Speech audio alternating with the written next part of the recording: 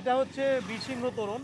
আমরা সামনে দেখেছি বর্ণপরিচয় গেট একদম সিংহডাঙ্গা মোড়ে। হুম। ঢুকে এসে এটা জন্মস্থানের সামনেই বীরসিংহ তোরণ। এখানে বিদ্যাসাগর মহাশয়ের সারা জীবনের ঘটনাবলী স্কাল্পচার আকারে করা আছে। একটি বিদ্যাসাগরের মূর্তিও মাঝখানে আছে। হ্যাঁ, হ্যাঁ, তো হ্যাঁ, বসে আছেন উনি। হ্যাঁ। তো এই গেট দিয়ে আমরা প্রবেশ করব, বিদ্যাসাগরের জন্মস্থানের দিকে যাব। পাশে আমাদের থাকলো বীরসিংহ বিদ্যাসাগর মেমোরিয়াল হল, আচ্ছা, রুরাল আচ্ছা, লাইব্রেরি। আচ্ছা। এই লাইব্রেরিটিও ১৯৬১ প্রতিষ্ঠিত হচ্ছে ১৯৬১ সালে। হ্যাঁ, এখানে অনেক বই আছে, দুষ্প্রাপ্য বই ওখানে অনেক আছে। এবং এই লাইব্রেরিতে বিদ্যাসাগর মহাশয় নিয়ে অনেক কাজকর্মও হয়। আচ্ছা।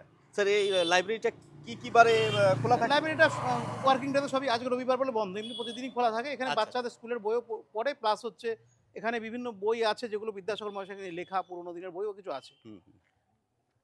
এখানে একটি পার্ক তৈরি হচ্ছে এই পুকুরটিকে ঘিরে। আচ্ছা, আচ্ছা। তো তার সামনেও দেখবেন সুন্দর হয়ে বিভিন্ন বর্ণ যেমন লাগানো আছে স্লেটের মধ্যে দিয়ে। আচ্ছা, এবং বিদ্যাসাগর মহাশয়ের জীবনের ঘটনাবলী এখানেও কিন্তু দেয়ালের গায়ে আছে, যাতে করে ছেলেমেয়েরা জানতে পারে বিদ্যাসাগর মহাশয়। এটা আচ্ছা, ঠাকুরদাস মঞ্চ। আচ্ছা, আচ্ছা। এখানে বিভিন্ন অনুষ্ঠান হয়, বিদ্যাসাগরের জন্মদিন থেকে শুরু করে বিদ্যাসাগরের প্রয়াণ দিবস এবং নানা বিশেষ বিশেষ বিশেষ দিনে এখানে প্রোগ্রাম হয়। এবং অনেক মানুষ অনুরাগীরা এখানে আসেন, তারা প্রোগ্রাম করে নিজের উদ্যোগে এসে, কলকাতা থেকে বা বিভিন্ন প্রান্ত থেকে। হুম। স্যার এবার আমরা কোথায় যাচ্ছি?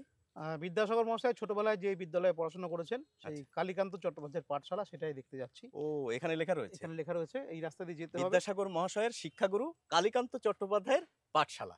আচ্ছা, চলুন।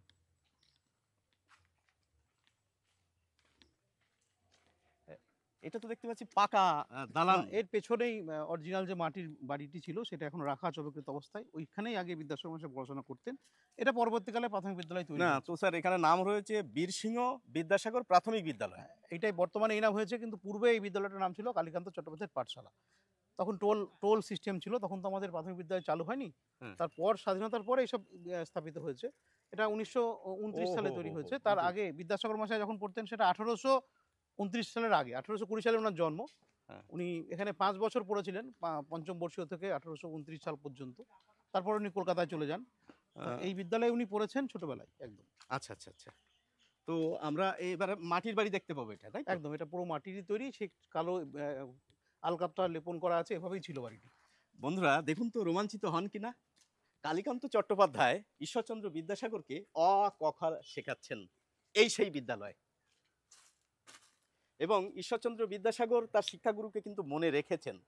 তার যে বিদ্যাসাগর চরিত্র রয়েছে সেখানে কিন্তু ঈশ্বরচন্দ্র বিদ্যাসাগর কালীকান্ত চট্টোপাধ্যায়কে যথেষ্ট সম্মান দিয়ে তার স্মৃতি কথায় উল্লেখ করেছেন যে তিনি তাকে কোলে নিয়ে শেখাতেন এবং কোলে নিয়ে স্কুল বিদ্যালয়ের শেষে তার বাড়িতেও পৌঁছে দিতেন।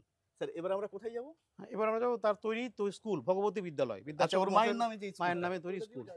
১৮৫৩ সালে এই বিদ্যালয়টি প্রতিষ্ঠিত করেন বিদ্যাসাগর মহাশয় এবং তার মায়ের নামাঙ্কিত স্কুল। এই স্কুলটি এই গ্রামের, এই অত্র অঞ্চলের প্রথম স্কুল। তো এই বিদ্যালয়ে আমরা প্রবেশ করছি এখন। এই বিদ্যালয়ের এইদিকে দেখছেন আপনারা, এই বিল্ডিংগুলি মাটিরই তৈরি। আচ্ছা, এ তো এখনো মাটির, অবিকৃত হ্যাঁ, অবস্থায় মাটির মতোই দেখা যাচ্ছে। মাটি দিয়েই করা হয়েছে, হ্যাঁ। সংস্কার করে, কোনো রকম সিমেন্ট বা কিছু ব্যবহার করা হয়নি। এটা আমরা এখনো রেখেছি হেরিটেজ করে।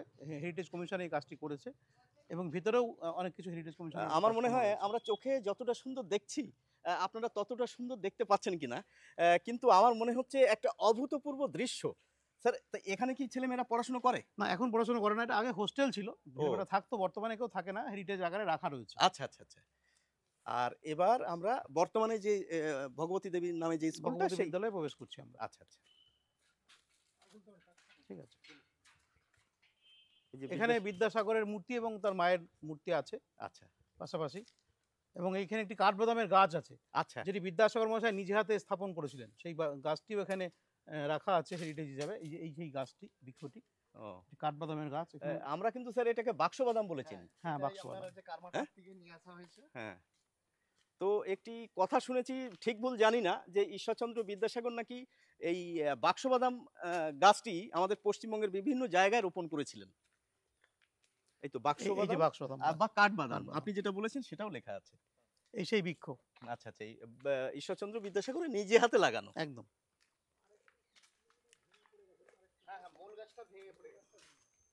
আর এইটা সেই হচ্ছে আমাদের হেরিটেজ কমিশনের মাটি, এটাও মাটির তৈরি। এই বিল্ডিংটা, ও এটা পুরো মাটির তৈরি।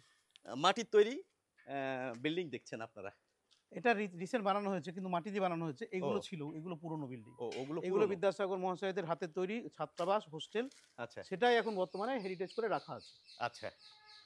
তো বাইরে থেকে যারা আসবেন তো তারা এইগুলো দেখে আমার মনে হয় না যে কেউ বলবেন যে বীরসিংহ গ্রামে গেলাম কিছুই দেখতে পেলাম না। একদম এবং আমার জানা মতে আমি যত জায়গায় গেছি বন্ধুরা, যদিও আমার অভিজ্ঞতা খুব কম, যত মনীষীর ক্ষেত্র রয়েছে আমাদের পশ্চিমবঙ্গের বিভিন্ন জায়গায়, সব থেকে সুন্দর, সব থেকে আকর্ষণীয় এবং এমন একটি জায়গা যেখানে গেলে আমরা রোমাঞ্চিত হবই, এই হচ্ছে সেই বীরসিংহ, এই হচ্ছে সেই বীরসিংহ গ্রাম যেখানে 1820 সালে ঈশ্বরচন্দ্র বিদ্যাসাগর ভগবতী দেবীর কোল আলো করে জন্মগ্রহণ করেছিলেন।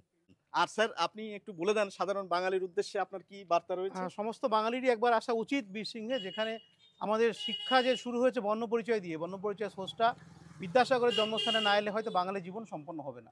তাই সবাই আসুন, এগিয়ে আসুন। আমাদের এই আমরা এখানে নতুন করে সাজাচ্ছি সবার জন্যে। সবাই একবার করে অন্তত বীরসিংহে আসুন জীবনে। স্যারকে অশেষ ধন্যবাদ আপনার মূল্যবান সময়ের ভিতর ধন্যবাদ। আমাদের সময় করে দেওয়ার জন্য। ভালো থাকবেন।